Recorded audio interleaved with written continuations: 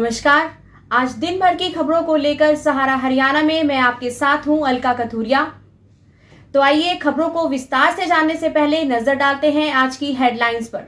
कोविड-19 के संक्रमण को रोकने के लिए जिला उपायुक्त आर.एस. वर्मा ने की अधिकारियों के साथ समीक्षा बैठक। कैथल निवासी फौजी की हत्या की आशंका को लेकर उसके परिजन पुलिस कप्तान से मिलने पहुंचे रोहतक। बाबा बालकपुरी धाम में आज शुगर, हाई ब्लड प्रेशर और थायराइड जैसे रोगों के इलाज के लिए लगाया गया निशुल्क जांच शिविर। मोदी सरकार की प्रथम वर्षगांठ पर 1 साल की उपलब्धियों को जनता तक पहुंचाने के लिए भाजपा ने शुरू किया अभियान। सर्व कर्मचारी संघ हरियाणा ने स्वास्थ्य विभाग में कार्यरत 3200 सिक्योरिटी गार्ड और अन्य ठेका कर्मचारियों की सेवाएं सुरक्षित रखने के बारे सौंपा ज्ञापन। बाबा बालकपुरी धाम में महंत करणपुरी ने पूरी धाम को करवाया सैनिटाइज। प्रदेश में बाजरे की बिजाई हुई आरंभ। जींद में किसानों ने कहा मौसम बाजरे की बिजाई के लिए अनुकूल। नारनौंद राजथल में कुटिया में रह रहे बाबा की तेजधार हथियार से हत्या। पुलिस ने किया अज्ञात के खिलाफ मामला दर्ज। खबरें अब विस्तार से। कोविड-19 कोरोना महामारी के संक्रमण को रोकने के लिए जिला उपायुक्त आर.एस. वर्मा ने तमाम अधिकारियों के साथ समीक्षा बैठक की। बैठक में उपायुक्त वर्मा ने सभी अधिकारियों को सख्त निर्देश देते हुए कहा कि जिन अधिकारियों की जो भी ड्यूटी लगाई गई है वे उसकी पालना सुनिश्चित करें। कोरोना के बढ़ते मामलों के सवाल पर उपायुक्त ने जिलावासियों से अपील करते हुए कहा कि वे सरकार और प्रशासन द्वारा तय किए गए नियमों का सख्ती से पालन करें। साथ ही उन्होंने 8 जून से खुल रहे धर्मस्थलों के संचालकों को भी नियमों की पालना करने की अपील की। मेरा लोगों से ये अपील है और ख़ास करके जो हमारी ये संस्थाएं हैं, धार्मिक संस्थाएं हैं, मंदिर है, मस्जिद है, गुरुद्वारा है, इसके साथ साथ रेस्टोरेंट और होटल्स हैं, मॉल है, तो उनके जो संचालक हैं और उनकी जो स्थितियाँ है वो इंश्योर करवाएंगी कि वह प्रॉपर सैनिटाइज हुआ है डेली बेसिस के ऊपर और दिन में कई बार, क्योंकि ये एक समीक्षा बैठक थी और जितने भी कंटेनमेंट जोन है उनकी जो व्यवस्थाएं हैं उनकी सिक्योरिटी की है, उनको SOP को इम्प्लीमेंट करने की है, लॉकडाउन की जो हिदायतें हैं उनको लागू करने की, इन चीज़ों का रिव्यू किया गया। इसके साथ साथ क्योंकि नंबर बढ़ता जा रहा है तो उनको सेंसिटाइज भी किया गया कि हम लोगों को फॉर्सिबली इन द सेंस के सख्ती की जहाँ आवश्यकता है वो सख्ती भी बढ़ते, चालान जहाँ करना है चालान भी करें। केसेस लगातार बढ़ते जा रहे हैं तो इसमें ये बहुत ज़रूरी है कि हमारी पब्लिक है वो इन चीज़ों को समझे और सोशल डिस्टेंसिंग को बनाए। मेरी सभी जिला निवासियों से अपील है कि वो लॉकडाउन के नियमों का पालन करें। चालान करेंगे, जुर्माना भी इम्पोज करेंगे। जो मास्क नहीं लगाएगा, जो थूकेगा या अन्य वायलेशन करेगा तो ये व्यवस्था की गई है। पिछले दिनों 28 साल के कैथल निवासी फौजी द्वारा रोहतक में फांसी लगाकर आत्महत्या करने वाले मामले में उसके परिजन आज लघु सचिवालय पुलिस अधीक्षक से मिलने पहुंचे। परिजनों ने कहा कि उनका बेटा आत्महत्या नहीं कर सकता बल्कि उसकी हत्या की गई है। उन्होंने यह भी कहा कि उन्हें शक है कि हमारे बच्चे की हत्या हुई है और हमारा बच्चा एक साजिश का शिकार है। साथ ही उन्होंने यह भी कहा कि इस साजिश में और भी लड़कों के फंसे होने की आशंका है। आपको ये बता दें कि कैथल का ये रहने वाला फौजी जगरूप सिंह पिछले दिनों रोहतक में किसी से मिलने आया था और उसके बाद पुलिस को उसका शव मिला। प्रारंभिक जांच में फौजी द्वारा आत्महत्या करने का मामला सामने आया और अब उसके परिजन उसकी हत्या की आशंका जता रहे हैं। वकीला राम जी, गांव बाड़ू, कैथल डिस्ट्रिक्ट, हमारा लड़का था जी।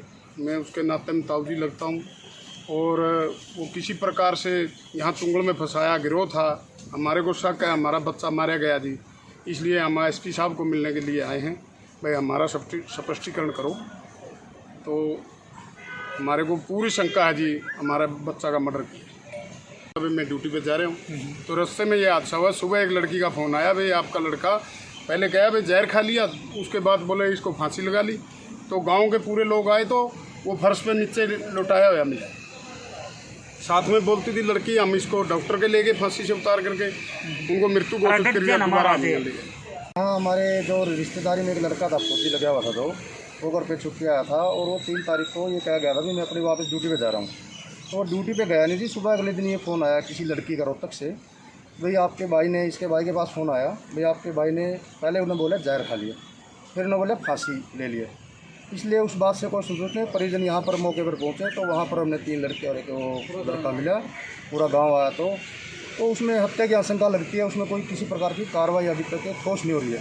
इस विषय में हम एसपी साहब से मिलने के लिए, समस्त गाँव है, बाड़ू गाँव का लड़का था वो कैथल जिले का, वो सभी यहाँ पर मिलने के लिए आए हैं एसपी साहब से इस बारे में, भाई हमारी उचित कार्रवाई की जाए। क्या नाम था उसका?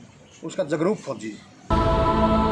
बाबा बालकपुरी धाम में आज शुगर, हाई ब्लड प्रेशर और थायराइड जैसे रोगों के इलाज के लिए निःशुल्क जांच शिविर का आयोजन किया गया, जहां काफ़ी भक्तों ने स्वास्थ्य जांच का लाभ लिया।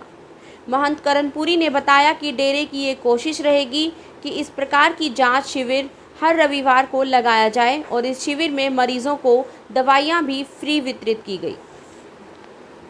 मुनरेन सतगुरुदेव स्वामी बालकपुरी महाराज जी की असीम कृपा से आज महंत श्री बालकपुरी धर्मार्थ औषधालय में शुगर का, थायराइड का निःशुल्क जांच शिविर कैंप लगाया गया, जिसके अंदर सारे भक्तों ने आकर इसका लाभ उठाया। जिस कैंप के अंदर शुगर फ्री करी गई, दवाइयाँ फ्री वितरित करी गई और गुरु जी की कृपा से यह कैंप प्रयास रहेगा कि हर संडे को निःशुल्क कैंप लगाया जाएगा और सभी जो हमारे यहाँ शुगर के सुप्रसिद्ध डॉक्टर सुब्रिद डॉक्टर जी जैन साहब जो यहाँ पे आकर के सेवा देंगे, उनका तहे दिल का धन्यवाद। मोदी सरकार के दूसरे कार्यकाल की प्रथम वर्षगांठ पर इस वर्ष की उपलब्धियों को जनता तक पहुंचाने के लिए रोहतक विधानसभा के बूथ नंबर 53 और 54 से हरियाणा भाजपा के प्रदेश संगठन महामंत्री सुरेश भट्ट ने शुरुआत की। लोगों को मोदी सरकार के 1 वर्ष पूरा होने पर शुभकामनाएं दी और केंद्र सरकार की उपलब्धियों का पत्रक सौंपा। के साथ जिला अध्यक्ष अजय बंसल और भाजपा नेता राज शर्मा, महामंत्री सतीश आहूजा और अन्य कार्यकर्ता भी थे। यह संपर्क अभियान 1 सप्ताह यानी 14 जून तक चलेगा। सर्व कर्मचारी संघ हरियाणा ने स्वास्थ्य विभाग में कार्यरत 3200 सिक्योरिटी गार्ड और अन्य ठेका कर्मचारियों की सेवाएं सुरक्षित करने के बारे ज्ञापन सौंपा। दरअसल डीजीएचएस द्वारा प्रदेश के सभी सिविल सर्जन को पत्र लिखकर सिक्योरिटी गार्ड को छोड़कर बाकी सभी सपोर्टिंग स्टाफ यानी ठेके पर लगे कर्मचारियों के स्थान पर नए सिरे से भर्ती करने के लिए 27 फरवरी को उनकी भेजी गाइडलाइंस के अनुसार टेंडर की प्रक्रिया शुरू करने के आदेश जारी कर दिए हैं। मैं सतवीर मुंडाल, रोहतक ब्लॉक का सर्व कर्मचारी संघ का प्रधान। आज स्वास्थ्य विभाग के हजार कर्मचारियों को हटाने का नोटिस दे दिया गया है, जो कि किसी भी ढंग से ठीक नहीं कहा जा सकता। जबकि सर्व कर्मचारी संघ की एक बहुत लंबे टाइम से मांग है, 2006 के बाद जितने भी कर्मचारी कच्चे भर्ती हुए उनको पक्का किया जाए और उसके बाद जितने भी कर्मचारी हों, सुप्रीम कोर्ट के आदेश उनको पक्का भर्ती किया जाए और जो कच्चे पक्के नहीं हुए तब तक उनको समान काम समान वेतन दिया जाए, तब तक वो पक्के नहीं हो जाते। आज सरकार के इस फैसले की सर्व कर्मचारी संघ कड़े शब्दों में निंदा करता है और चेतावनी देना चाहता है, जब तक इन कर्मचारियों को पक्का नहीं किया जाएगा हम सरकार का किसी भी सूरत में पीछा नहीं छोड़ेंगे। लॉकडाउन के 5वें चरण में 8 जून से धर्मस्थलों को आमजन के लिए कुछ नियमों और शर्तों के साथ खोलने के आदेश जारी कर दिए गए। इस कड़ी में बाबा बालकपुरी धाम के महंत करणपुरी ने पूरी धाम को सैनिटाइज करवाया। उन्होंने बताया कि 8 जून से सरकार के आदेशों के अनुसार धर्मस्थल खोले जा रहे हैं और सरकार द्वारा तय किए गए सभी नियमों और मानकों का ध्यान रखा जाएगा। आज जैसे कि पता है कि 8 तारीख को सभी ही मंदिर, धर्मस्थल जो भी सभी खुलने जा रहे हैं और इसीलिए आज पूरे आश्रम को सैनिटाइज किया और ये फोक द्वारा इशारा किया और घंटियों को भी सैनिटाइज किया ताकि भगत को आने वाले इसमें कोई दिक्कत ना हो। डिस्टेंस रखा जाएगा और सभी को मास्क दिए जाएंगे और सभी का गेट के ऊपर उसका टेम्परेचर भी चेक किया जाएगा। इसकी पूरी तैयारी कर ली है और जैसे पहले भी सरकार का आदेश था इसको लोग बंद करो तो बंद किया, अब सरकार की जैसी पालना होगी उसी तरह हम चलेंगे। खरीफ की फसल बाजरे की बिजाई प्रदेश में आरंभ हो गई है। किसानों का कहना है कि वर्तमान मौसम बाजरे की बिजाई के लिए पूर्णतः अनुकूल है और आज हुई हल्की बरसात को भी किसानों ने बेहतर करार दिया। किसानों ने आशंका व्यक्त की कि वर्तमान मौसम से लगता है कि बाजरे की फसल काफ़ी बेहतर होगी और किसानों को इससे लाभ होगा। आज जींद के गांव निडानी में देखने को मिला कि किसान सुबह से ही बाजरे की बिजाई करने में व्यस्त थे। उन्होंने कहा कि प्रदेश में बाजरे की बिजाई आज से ही आरंभ हो गई है तथा बाजरे की बिजाई के लिए ये समय बेहतर है।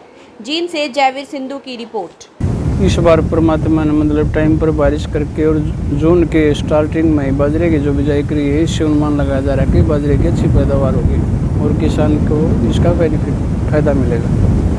1 एकड़ में बाजरे की बिजाई कर दी है, 1 एकड़ की और बाकी है, अभी उसकी धरती 72 नहीं आई है, उसके बाद उसमें बिजाई कर दी। इसको तो 100% ही फायदेमंद मानते हैं। इस टाइम की बारिश का कोई नुकसान नहीं, फायदा होगा किसान को, शक्ति बढ़ेगी इससे।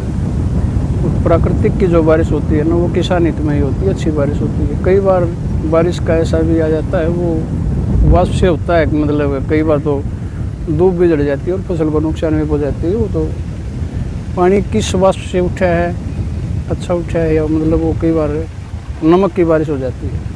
हाँ, आज से कल से ही बिजाई शुरू हो रही है, दोपहर बाद से ही।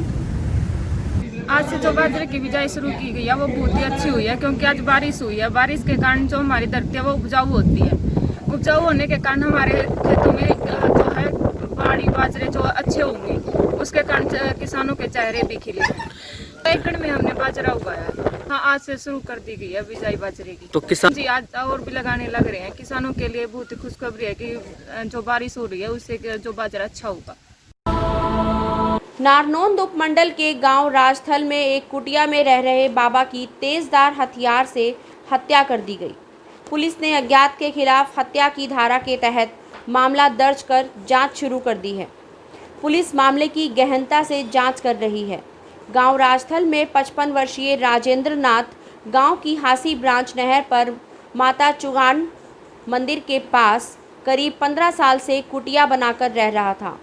उसकी पत्नी व बेटा रोहतक में उससे अलग रह रहे हैं। सुबह करीब 5:30 बजे सुबह की सैर करने वाले कुछ लोगों ने राजेंद्र नाथ को खून से लथपथ कुटिया के साथ बने कमरे में बेहोशी की हालत में देखा।